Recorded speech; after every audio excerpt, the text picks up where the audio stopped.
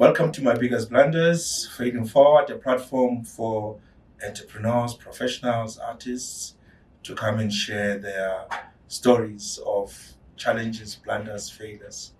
The idea is to celebrate failing forward because we know that success without failure is not possible. So today, I have Nkule. He's no stranger to the platform. She's got a couple of performances with us. So today, as part of celebrating Women's Month, we thought let's sit down with her. No performance. Well, we don't know. She might surprise us with a performance. But yeah, welcome, Nkule. Thank you. Thank you for making time. Thank you. It's always a pleasure. Yeah. Always. Yeah. So, I mean, you are no stranger to the platform. You have performed, I don't know how many times, poetry, Yes. sing and dance. Brought the team. you The team know. came to us as well. Yes, Shot yes. As well. So there's quite a lot of performances on the platform. Yes. But let's get to know Nkule and go deeper into what Nkule, struggles are. Because I know you also, your production company is called Struggles Production. Yes. Yeah. But let's start with who Nkule is. Where did she grow up? Oh, okay. It's lovely to be here, I must say. So Nonkululeko, Khoza, I'm a 30-year-old. Actually turning 31. Hey. Yeah. Life is a scam. Like closing the calendar. I can't believe it. Yeah.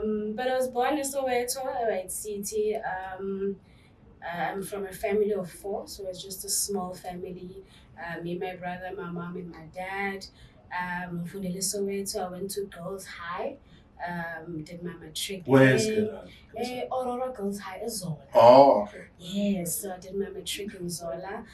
Then moved to Orange Farm. I didn't know there's a girls' high in Soweto. There is. Purely for girls. Yes, only girls. I was actually literally running away from boys.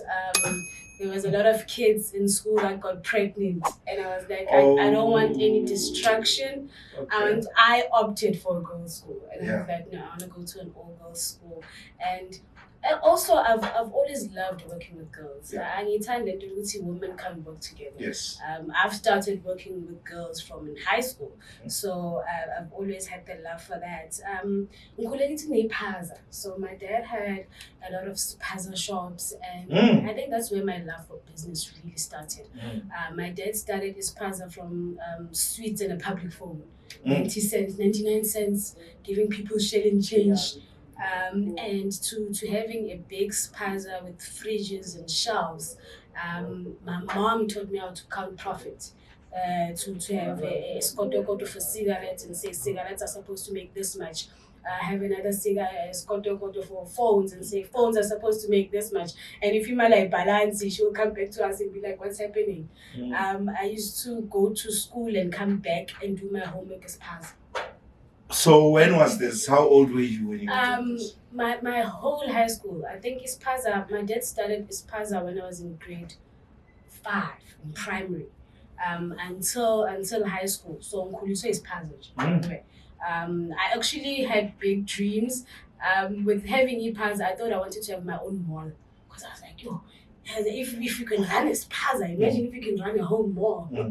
So it's always been a thing for me having to really want my own business. At that time, we didn't have these other people, foreigners, makula happening. So we really made money. We would count money until his hand has been nyama. And you'd be like, yeah, no, we're really counting money.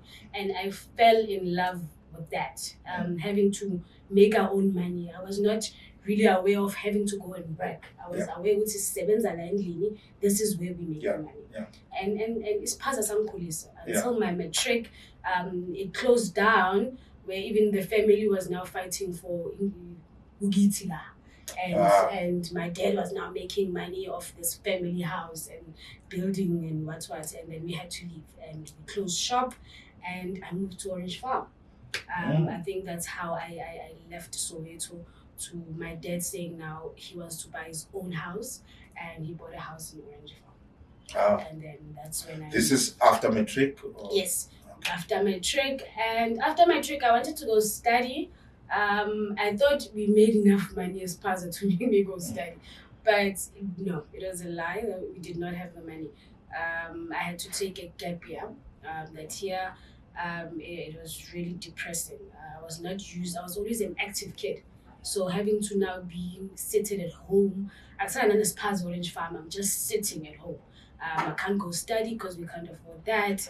I'm now in Orange Farm, a hood that I know nothing about. I don't have any friends. I know nothing about the place. But my mom, because she knew I was an active spirit girl, she introduced me to a few centers around. I remember taking. She wanted to show me if Anna Malo Gibeza, you need to walk this direction, and she made me walk all the way to the center, and I started volunteering. And in Doing no time, what at the center? we were volunteering. It's called being in Pinchi. You love life. Mm.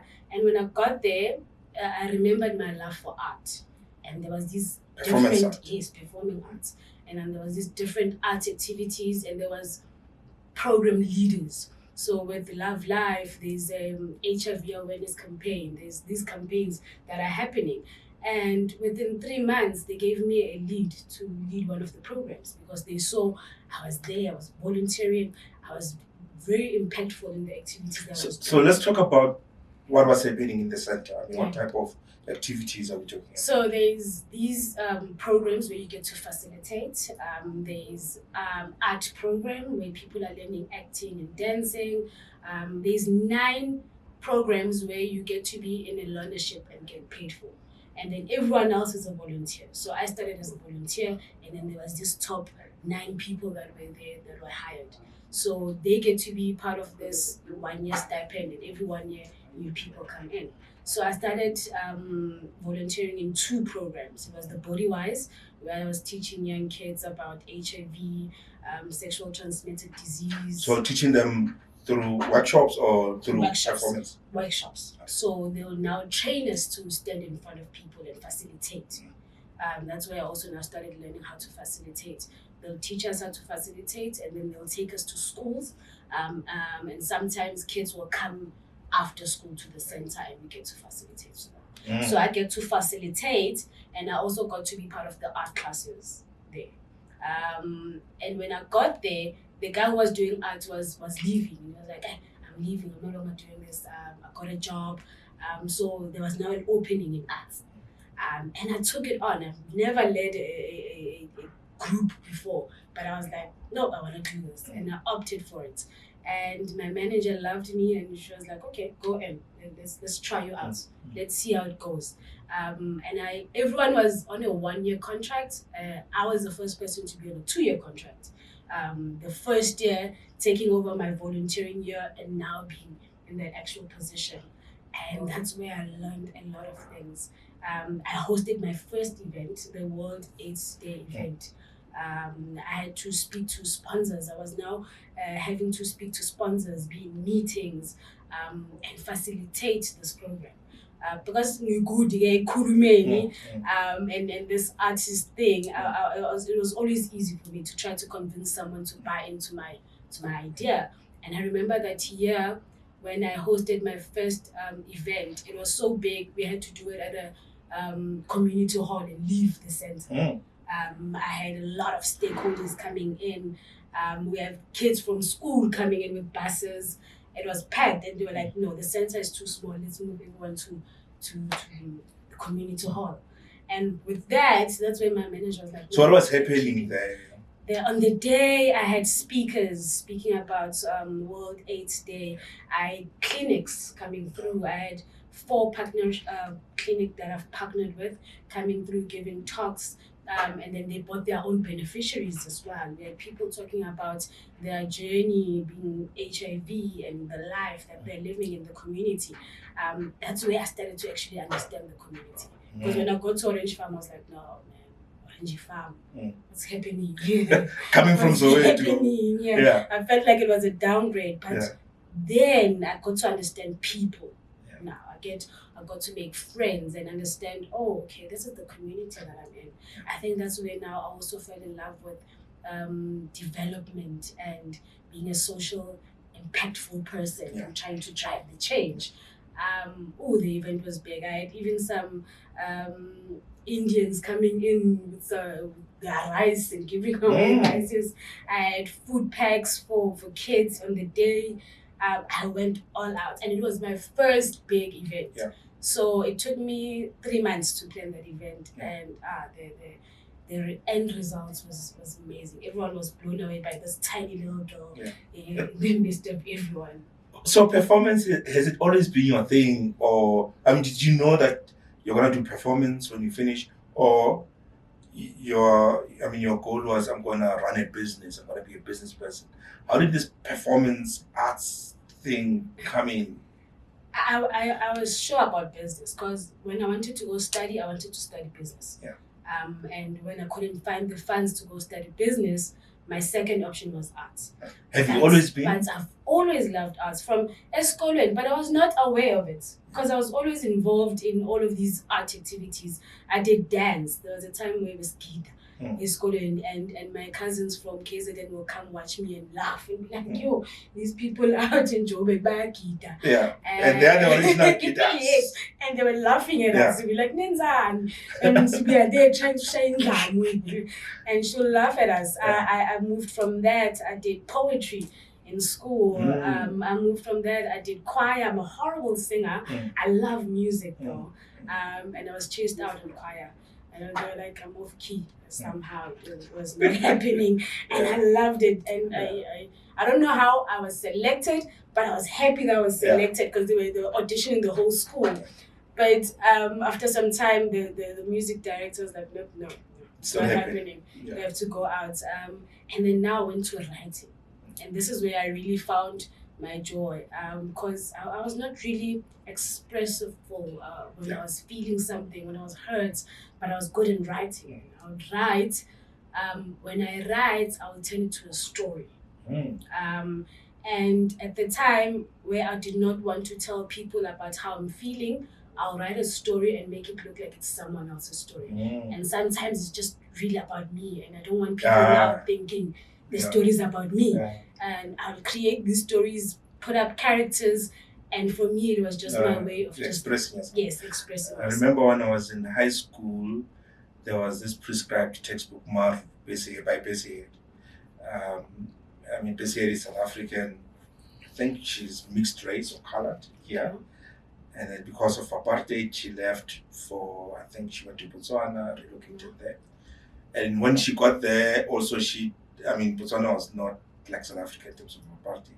But when she got there, she also kind of like experienced some form of prejudice, with the colors, I think then called them Basaro. And she wrote a book and she had characters. And it turns out that actually she was writing about herself. Because when people understand her story life and they understand the story that the main characters in the book, and then it was like, actually, probably she was writing about herself. But is it a safe thing to do? Are you sort of like saying, I remember, I don't know if you've seen The Best Man. The Best Man, the guy and his friends, the guy's getting married. The guy wrote a book, and in the book, he somehow slept with the bride. And the groom has not read the book. So some of the friends is, read the book. And he reads the book, he's like, what? What is happening here? I'm about to marry this person, and this guy wrote the book. It was such a funny thing.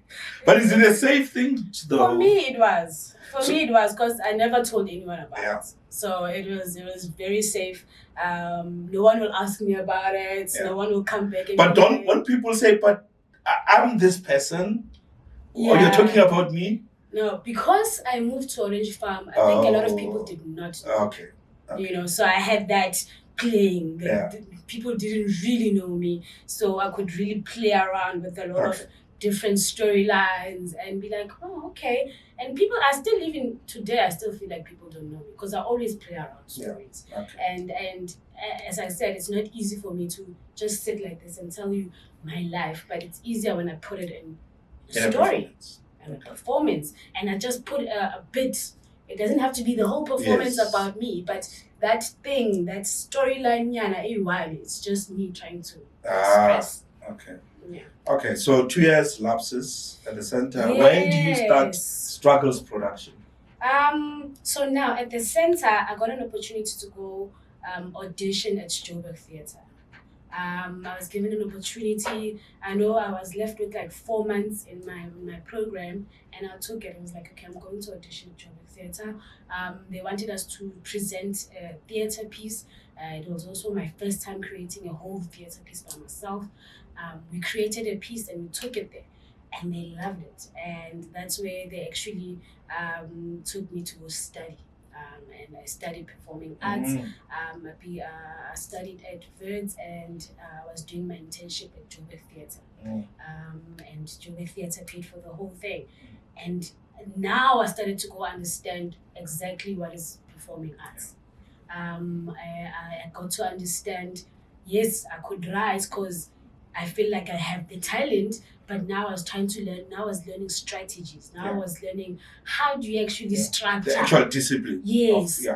And you know, a lot of people really mix that up. People think, I have this talent. I'm good. Why should I go study? Why should I? But for me, it was eye-opening. I felt like I knew now terms of things that I was doing, but I didn't know the term for it. And I was like, oh, this is what I'm doing. Now Method this is how, 18, now this is how I can manipulate it and make it work for me. Because a lot of things I was just self-taught. And one of those people, I love teaching myself new things. I'm always trying to get ahead. What's this new thing I can learn? If whether I'm going to on social media or whatever, trying to get that information. But going to school now affirmed everything. It's like, okay, all right, this is how we do things. This is how we refer to things as well. And I took that information and I took it back at Kaslam. And I was like, how do I now make money out of this? Because I've always tried to make money. I've always wanted to make money. Yes, I love arts, but how do I make money out of this? After studying, I was like, okay, where do I apply? Like, after you studied writing and performing arts, like, where do you apply? Where do I go to and be like, I'm doing savings? They are looking for experience. I don't have any experience. I haven't acted for any big companies. And I was like, I want to start my own company. And at that time, it was just a thought. I was like, I want to start my own thing. And I had this short piece I was writing at the time. And I met these guys. They told me, hey, we can help you shoot. And I got excited. You can help me shoot. I have a story. I have people that can make me shoot. And you'll be like, where do you want to shoot? I want to shoot in KZN.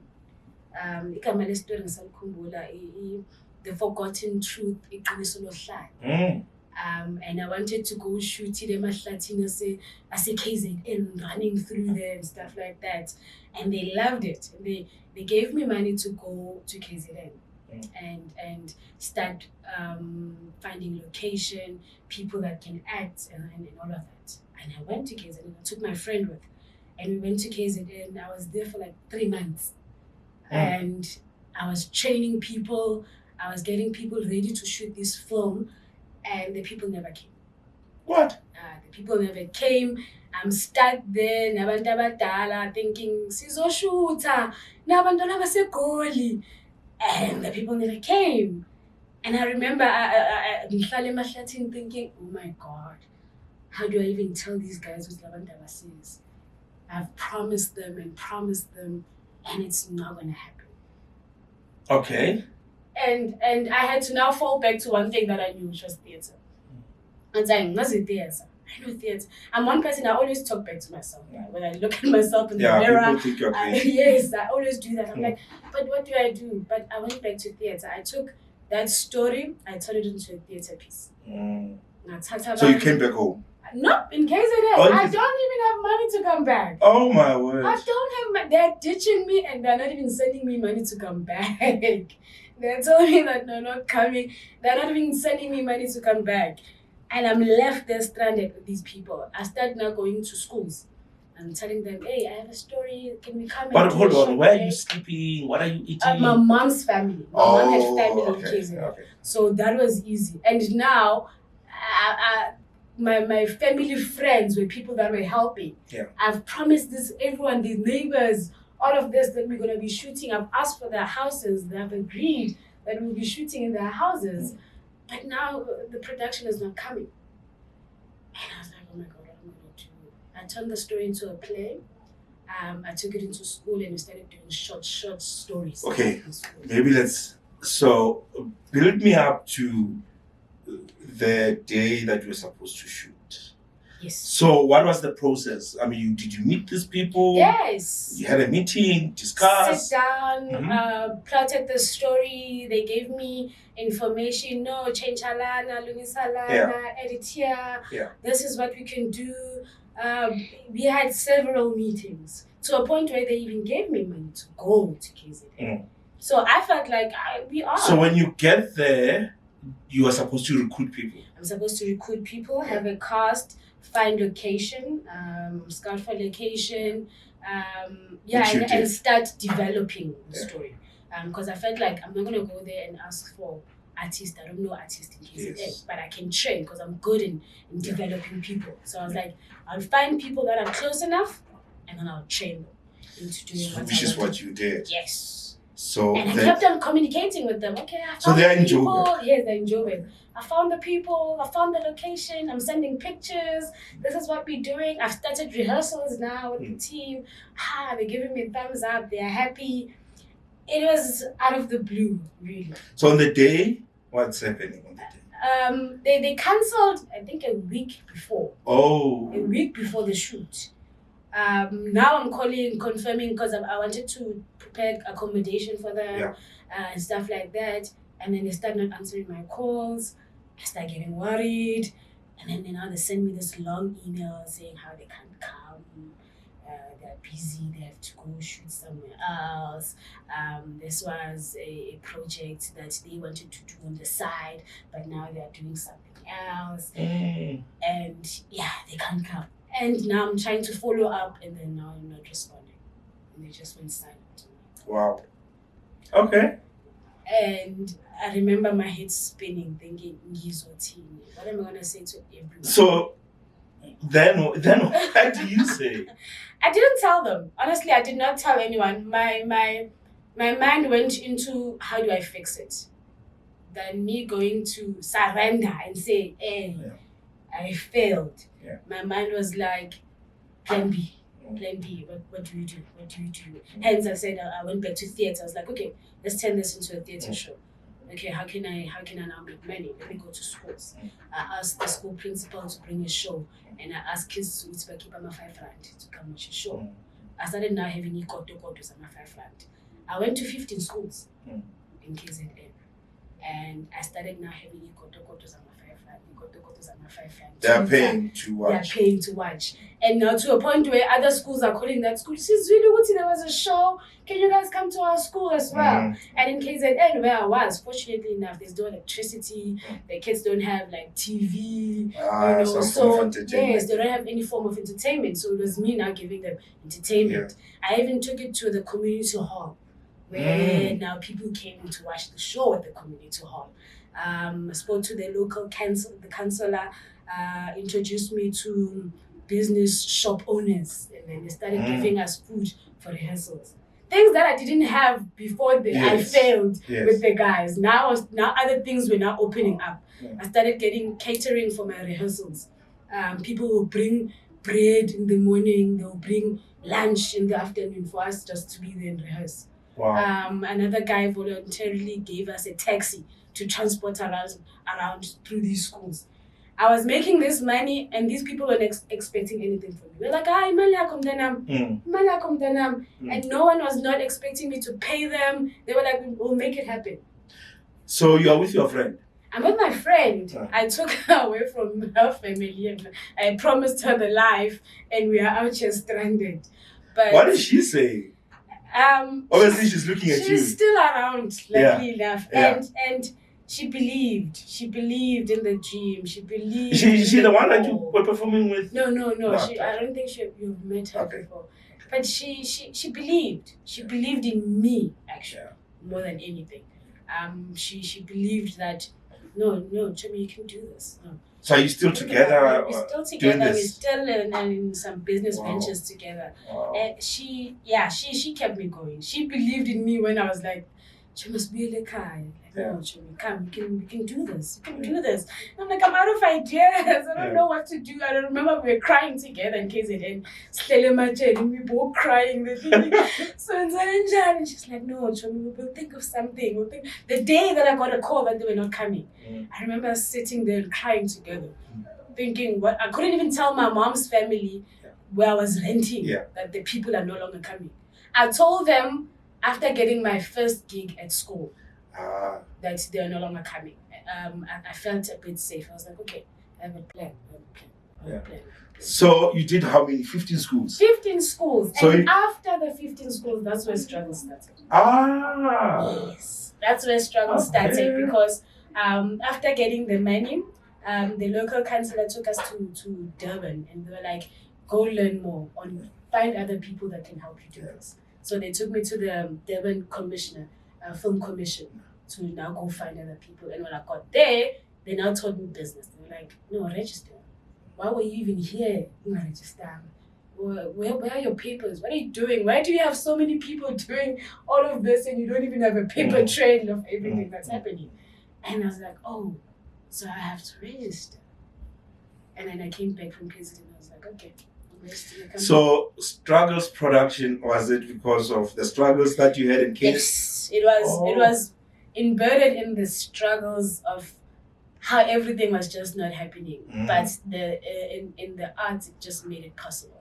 Yeah. It was, everything was not happening. And every time I would fall, I'd always come back to my art. Yeah. Every time I would fall, it always come back and it always picked me up and it always made me learn something new about it. So struggles production. Yes. Okay. Struggles. So what are the highlights of struggles production? I feel like I've lived through 3 phases of struggles. The first phase was me not knowing anything and trying to actually learn about business. Remember, I came from a mentality of Ispaza shop. Yeah. And now, and in Ispaza, it's products. You're selling products. And when I go into arts, I'm more in a service now. And I'm trying to push services. And when I started, I was trying to just get out to understand that. So like, what is this? And my first years when I started, I pitched my business to Rizababuile. Yes, I know this. Yes, I went to Rizababuile. There was business pitch. I was part of 50 entrepreneurs pitching, and I won. I won the pitch. I won a check, 12,500. I remember also I was broke on that day because we were walking to the local center with my friends, with the same friend. We were walking to the center, and when we came back, we were walking back home with the check. Because they don't give you the cash on the same day. Yes. They give you that big check. And because we still don't have money for tax, we walk back. So you've got money, but you don't have money. And when we were walking, I'm a taxi. Everyone sees the check that we're holding, but we still don't have money tax. And we walk back home, we check later going back. But that was my first business pitch and my first also affirmation to say, okay, I can stand in front of people and pitch my business. Yeah. And I can stand, because for me, I really didn't understand the services, trying to sell services. I really understood product. So I was trying to now switch my mind and I pitched and they loved it. Nice. They loved it. And that was my first pitch out of, I don't know how many others I've won, but that was my first business pitch. And I was like, oh, okay, now I can learn how to pitch. I can stand in front of people and present myself and present an idea, and people will actually like it. That was the first pitch. My second pitch was to Discovery, which led me to the Discovery incubation. I pitched in Sandton, and I also took first place at that pitch, being part of the 18 entrepreneurs that were part of a business center that was launched in Orange Farm. There was another pitch that kind of opened my eyes in business. And in that, in the Business Discovery Hub, I learned more about business, more than I've learned elsewhere in everywhere I've been. I was challenged as an entrepreneur. because I've always fallen back into I'm an artist, Mm. and I'll shy away from the being, business aspect yes, of it, and which it's is easier something to that a just lot say, of artists struggle. yeah, it's easier to just say, I'm an artist, But now being in business, it's a whole different ballgame. You have to understand writing proposal, paperwork, all of that, and only now in this third phase that I'm at, I feel like I get it. I get it. Okay. I have to comply. I have to do this, and it has led me to my current successes in my business. I'm currently funded by the National Arts Council. Nice. Because I'm able to comply. I'm able to apply. I'm able to. They've seen my sustainability as well, and my plans. I have people like Acetage that now have partnered with my facilitators to be my facilitators because they've seen my sustainability, the consistency of me. I've worked with school from KZN because me working with school started in KZN, and then I had to come back in Joburg and continue. And they've seen that and be like, oh, okay, let's continue. And this year, have you found how different has it been? Schools there being receptive to what you're doing, vis-a-vis schools back in Orange Farm, for instance. Were there differences? Did you struggle to crack it here? Yes. Unlike that? Yes. It's another struggle on its own. In KZN, I actually felt it was easier because of the element that there's no entertainment, there's no form of entertainment happening, and people are hungry for such. And here, there's a lot of competition. I'll go to a school and the school will tell you, there was Ban last week pitching the same thing, and they never came through with it. So how sure are we that you're gonna do it? How sure are we you're gonna come here and promise us thing? Before COVID was fun in schools because I've now gelled with my school. I've built a relationship. And then COVID struck and lost all communication with schools. We were not allowed to go into school. I lost all my school money. I was not happy because COVID. I lost all schools. We were not allowed to go back. And then last year, I actually started going back with my Ikhanse project. 2023. And with a bigger vision, with now trying to say, hey, this is what I'm doing. And they now need to agree again to say, oh, it's you. But okay, we have worked with you before. Let's give you another chance. Last year, I was hoping for funding. I was applying, but I didn't get any funding. The whole project was self-funded. And I'm one of those people that really believe in investing in myself. And I invested so much last year. It's only paying off this year. People are only seeing it now when they look at the pictures and be like, how were you not funded? How did you do all of these things? How did you go to the schools, have festivals, host competitions on a zero budget? But it's because I'm good with people. I'm able to collect a team, promise, hey, this is what we want to do. This is a vision. And can we please? And everyone agreed.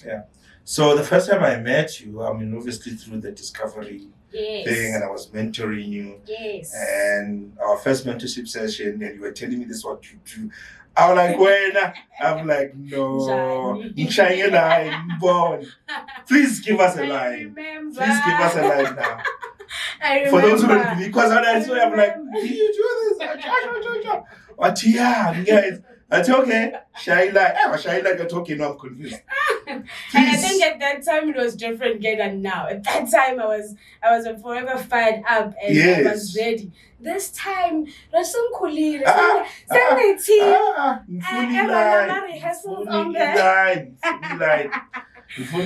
can give me the same one that you gave me the last time. That's fine. Okay, let me see. Let me see what do I have. I know there's plenty. It's like a buffet. Alright, currently we've been actually with my kids at the center. We're working with something for 30 years of democracy. Yes. South Africa's 30-year democracy. Yes. I'm trying to remember how that starts. Hey, Buga, she blew me away. Like within a minute, I'm like, whoa, okay. Yes. So Ooh, the kids are doing this. Let me see. You're putting me on a spot. Yes, I was sure. you know, they say as a pastor, as a preacher, you must always have a sermon ready somewhere, so that when you go somewhere, they say we are looking for a pastor, we are able to, preach, Kalok. All right. Ladies and gentlemen, welcome on stage. Nkule from Struggles Production. So it starts with De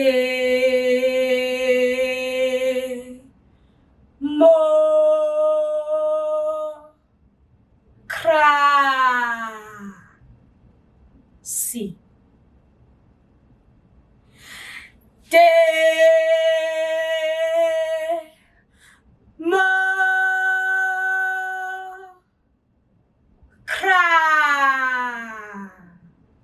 Si. What is democracy? Is it in the people that we see, the lives that we live, or the scam that it is? Are we truly free or doomed by the mistakes of the past? Has corruption been the father to the homeless kids? Democracy. It is 30 years, but are we still in democracy?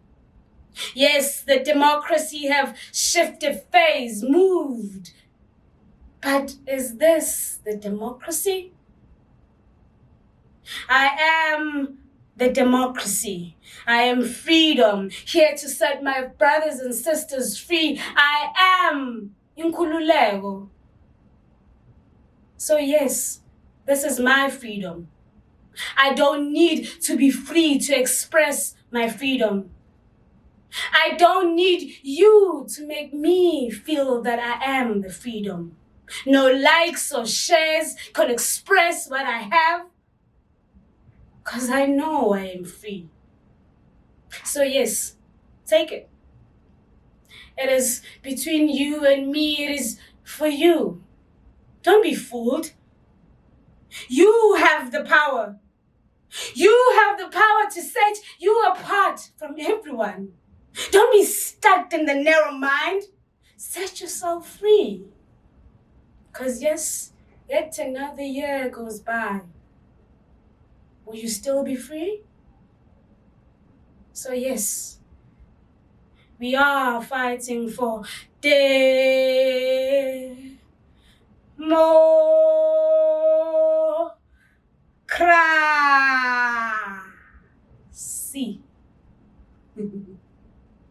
Woo! Yeah. Wow! So you still hot. No. Still on fire. You just put me on a spot right now. This is your thing. I've really loved writing. I really love directing, and I've been fortunate enough to have a team. Yes. Itimiami Raj. Itimiami have blown me away. I'm at a point where I'm here in the direct performance right now. Which is good. Which is what I've been. Now you're in the about. business. I've been dreaming. You're not the artist anymore. You're in the business. No. Nice. And they'll now invite me to my productions events and be like, hey, the other thing now I've learned in my business, I've learned to now pull myself apart from my business. I've always been one. It's always been me and my business. But I've now separated. I have room in between me and my business is growing. Nice. Where they are able to start stories and get ready to perform. They are able to plan an event and invite me to the event. Last week we were having an event at a youth center we are currently working with in Shashalazi classes. And I was there and I was blown away. One of my friends was there, like, Manje, I'm also at the event. I'm also here, you, I'm here at the event. And it's crazy how it has grown. It is crazy how it has grown where they don't need me. They don't need me. And I think that's a true reflection of entrepreneurship for me. where I'm able to where you are able to breathe life into a business, but you can't be every day. So it's able to breathe by itself. But now it's just it's there. Nice. It's there, and now I really take it as a human being, and it's years and just trying to grow now this human being. So it's such an amazing feeling, though. I mean, to have this thing run and you are not there. It is. But let's, in conclusion, sort of, when you look back at this journey, what are the maybe 2 or 3 lessons that you would say you have learned, from the mistakes and everything that you've been through? Yeah, no, my biggest, I have a few, but my number one was working with friends. Has been one of my biggest blunders. Yes, we need our friends, and they really come through. They support us when there's no one there. But for me, it was having boundaries. Yeah. And having to set things apart, where now we are friends, now we are working. And we need to work when we are working, and when we have friends out there, hey, we can give me an example. What happened? I think I've lost a client. Where, because we were too buddy with my business partners and with my staff, the client could not see who's who here. What's happening here? Is this a squad, or is this a production, or what's happening? And I had to really look into it, like, wait. Now I'm losing clients because I don't have boundaries. And because these are my friends and they've been with me through thick and thin, and it's hard to say, Ngani, don't do that. Or here's a client, let's not talk about that. We'll talk about that later. And then the client will find us in other conversations that we shouldn't be talking in front of clients. And I've lost clients because of that. And I want to know, if I'm working with my friends, I need to have serious boundaries. They need to understand this is me in business, and this is me as your friend. And we can do that apart from this. And we can't be doing another one on top of another one. And because I'm one of those people, I invest a lot of people. I'm very passionate about development. And I invest a lot in someone to a point where we're now friends. We are working together, but we are now friends because I'm trying to unleash that person inside of you. But the lines get blurred, and I can't able to ukhuza umuntu and call them to order. Yes. So that was my first big problem. The other one, I went into business with a lover. My boyfriend. Oh yes. Yes, and I felt like, is it the one that I know? Yes, it's the one that you know. And being in a business with a partner, I've learned to now there needs to be policies, there needs to be rules and things in place. Let's not get into business because we friends or we like each other. How does that affect you?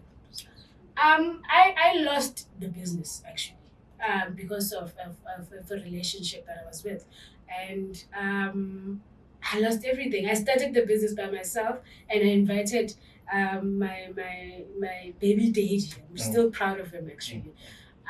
Into my business, and when he left, everything just fell apart. I was left with zero.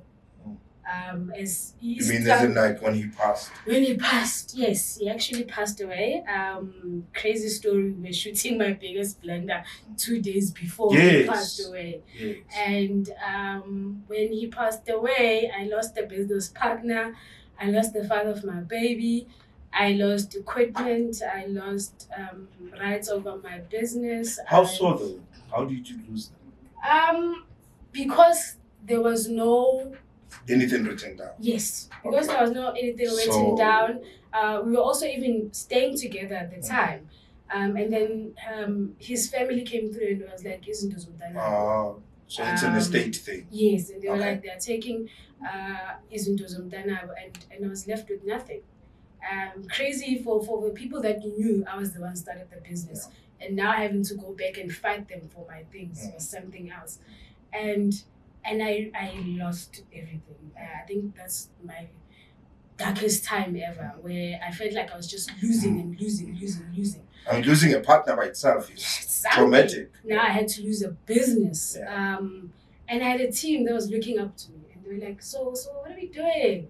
What's going on?" And it took a lot out of me. It took everything out of me. Yeah, I mean, I remember when I got the news. Yeah. It was shocking. It was out of the blue. Yeah. Like, I mean, this was a healthy guy. SMS. And to think that we were actually shooting 2 days before. 2 days before. And I remember during that time, we were going through our own things, and we were like, "Oh, okay, let's go. We are shooting. Yeah, okay, sharp. We are shooting." And I remember that weekend, I was like, I'm going to sleep by my parents' house, because we have an event during the week, but I want to go fix some other things at home. And I literally did not go back the following day, and then he passes on. And I'm left there thinking, what just happened right now? The following day, I went back to our apartment, and there was nothing. There was no curtains, there was no bed, there's nothing where we stood. And I remember just looking around thinking, I felt as empty as that room at that time, because there's nothing. We had equipment, we have sound system that we were renting out to people, and I was just left with nothing, 0. And I know that Sure. and I had to sit and reflect. This happening in January, starting the year 2022. I remember I was supposed to start the year. I was still looking forward to 2022. But now, when someone passes on, you start looking back into things. It was like a sign, or what was happening, what I was supposed to see, or something like that. But some of the things I also saw was the shoot on its own felt like we were taking last pictures together as a family. Oh, yeah. Because we were also shooting with the little one. Son. Yes. And my son was 1 year at the time. Oh, my son was 1 year old at the time. So it was like we are literally It was like a farewell. Yes, we were literally taking family pictures through that shoot. During the shoot, we needed a child, and we took our own son. Yes. And we used our son as a prop. I want to say that. We used our son as a prop, and we shot and it was like literally us saying goodbye in pictures, in the only way he loved it. Even. Do you watch that video? I have. How difficult? I mean, back then to compare to now. Now it's better, actually. Okay. Now it's better. At the time, it was just, man. It was very strange. It didn't make sense. And I'm one of those people, I try to make sense of things, and it just didn't make sense. Everything didn't make sense. How? I'm so glad we did that, though. Yes. I'm so glad we shot that thing, because we were able to capture, his memory. Literally the last 72 hours of his life. And, yes. And he was energetic, and he was doing what he was. He loved. Yeah. He was excited in that shoot. He was making things happen. He was so happy. And as I was saying, we were going through a conflict, me and him. But because everyone was there, the cameras are there, we were just happy. And we were just taking all of those pictures together. And it became a lesson learned as well. And I've learned a lot about his life, honestly. I don't want to lie. He taught me the best lessons in business, and I'm happy. And may he continue to rest in peace. Whatever. Can he continue? My son is growing as well. And I can't wait for him one day to see those footage and be like, oh, that's well my presented. dad. It's going on. That's my dad. Yes. No, thank you. So awesome. Any other lesson? Is that it? Any other lessons was or take out? Yes, for me it was consistency. I feel like I'm where I am because I'm consistent, and people see that in me. Over the years, I've lost people, I've lost things, but I've stayed consistent. The partners that I have this year is the partners that I've been trying to get on board for years. But only now they're like, oh, now we see. Only now when I give them a profile, people can see the work that I've been doing. So and I've been happy with failing. Yeah. I'm one of those people that I'm not afraid of failing. Yeah. I always see failure as okay, what can I do now? Okay, what do I do now? Okay. It's always a refresher It's in a my learning mind. curve. Yes, it's never something that's there to put me down Yeah. or to make me sad, Yeah. but it's always something to say, oh, okay, this is a lesson. It's Yeah. always a lesson. So if we can see failures as lessons, and not really dwell on failures. A lot of people look at failures only, but I celebrate failures and achievements. I celebrate where I've been through. I get to laugh about it and be like, whew, I went through that. And 2022 was my toughest year. I remember before my birthday, I always reflect on the year. I can see, okay, I've gone through this, I failed, I've passed here. What's next? What's next? And I'm always out here to challenge myself in the next chapter. I'm at the best level right now for myself, and I can't wait. Yeah. I can't wait to really unleash more, learn more, Make new fail mistakes. more, fail more. Yeah. Because I don't think you can't live a life without failing. Yeah. Like a scam. You can't. Everything can't be just pashash all the time. It has to fail. But I think also sometimes now I anticipate failure way too much. Where I feel like, okay, things are going way too good. What's going to happen? Yeah. Well, something should be happening. But I'm always just trying to look ahead now, and it has made me wiser. Yeah, Definitely. it does. Yeah. Always. Okay. Definitely. On that very positive failing forward note, Yes. thank you so much. And here at My Biggest Blunders, we celebrate you, and Thank you. we are so proud to see the Struggles Production brand growing. Yes. Because I know the last event you sent your team and you were not there. Yes. And at the beginning I was pleasantly surprised, but I was actually very happy that they're able to execute in your absence. It shows growth. Yes. And yeah, we can wish you all the best. Thank you. Thank you so much, and keep up the amazing work. Thank you. It matters, and you matter as well. No, thank you so much. Thank you. I really like to people to check us on our social media Yeah. platforms. We are Struggles Theatre Production. We do art for the youth, and Yes. we do art for arts in schools. So we have Ihanse Project and we have Imbewe Shashalas. So you can follow us on our social media handles at Struggles Theatre Production so that you can see more of our work. I hope at some point you'll go back to KZN and do something. I owe them one. I Yeah. owe them one. I still want to go back and shoot something over there. I'm lucky to have people that believe in the work that I do, and I always do right by those people. Awesome. Yes. Thank you so much, and all Thank the best. you. Thank you so Great. much.